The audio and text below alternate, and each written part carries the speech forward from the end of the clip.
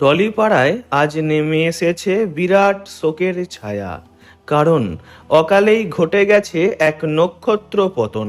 মাত্র ৪৩ বছর বয়সে চির ঘুমের দেশে পাড়ি দিয়েছেন সবার প্রিয় অভিনেতা রাহুল অরুণোদয় বন্দ্যোপাধ্যায়।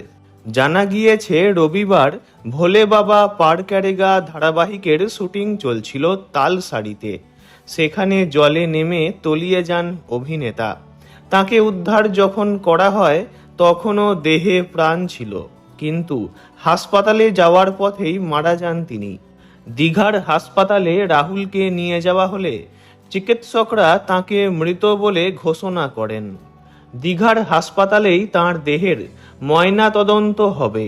ঘটনাটি তালসারিতে হওয়ায় ওড়িশাতেও তদন্ত আরম্ভ হতে পারে বলে মনে করা হচ্ছে। রাহুলের এই হঠাৎ প্রয়াণে আজ কান্নায় ভেঙে পড়েছেন তাঁর স্ত্রী প্রিয়াঙ্কা ও তাঁদের ছোট্ট ছেলে সহজ। 2008-এ চিরদিনই তুমি যে আমার ছবি দিয়ে বড় পর্দায় জুটি বেঁধেছিলেন রাহুল প্রিয়াঙ্কা। অভিনয় করতে করতেই একে অপরকে ভালোবেসে ফেলেন তাঁরা। তখন তাঁদের জুটি ছিল সুপারহিট। 2010-এ বিয়ে করেন রাহুল প্রিয়াঙ্কা। তারপরই তাঁদের কোল আলো করে আসে ছেলে সহজ। কিন্তু রাহুল প্রিয়াঙ্কার দাম্পত্য কয়েক বছরের মধ্যেই ভেঙে যায়। আইনত বিচ্ছেদ না হলেও 2017 সাল থেকে তাঁরা আলাদা থাকতে শুরু করেন। 2018-এ বিবাহ বিচ্ছেদের মামলা হয়, কিন্তু একমাত্র ছেলের কথা ভেবেই দুজনে পুনরায় একসঙ্গে থাকার কথা ভাবেন।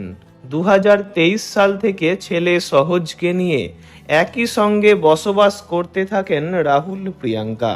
কিন্তু আজ ভেঙে গেল তাঁদের সুখের সংসার। বাবাকে হারিয়ে আজ বড্ড অসহায় ছেলে সহজ। কারণ বাবাকেই বেশি ভালোবাসতো সে। সব সময় বাবার কাছাকাছি থাকতো, বাবাকে একদম কাছছাড়া করতে চাইতো না কখনো। দিনের শেষে মা বাবাই ছিল তার সঙ্গী। আজ আর বাবা নেই। এত অল্প বয়সে যে তাকে পিতৃহারা হতে হবে তা কেই বা জানতো।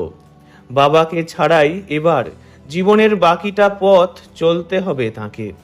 ঈশ্বর ওকে শক্তি দিক। ভিডিওটি এইটুকুই। বিনোদন জগতের সব রকম খবরাখবর জানতে চ্যানেলটি অবশ্যই সাবস্ক্রাইব করবেন। ধন্যবাদ।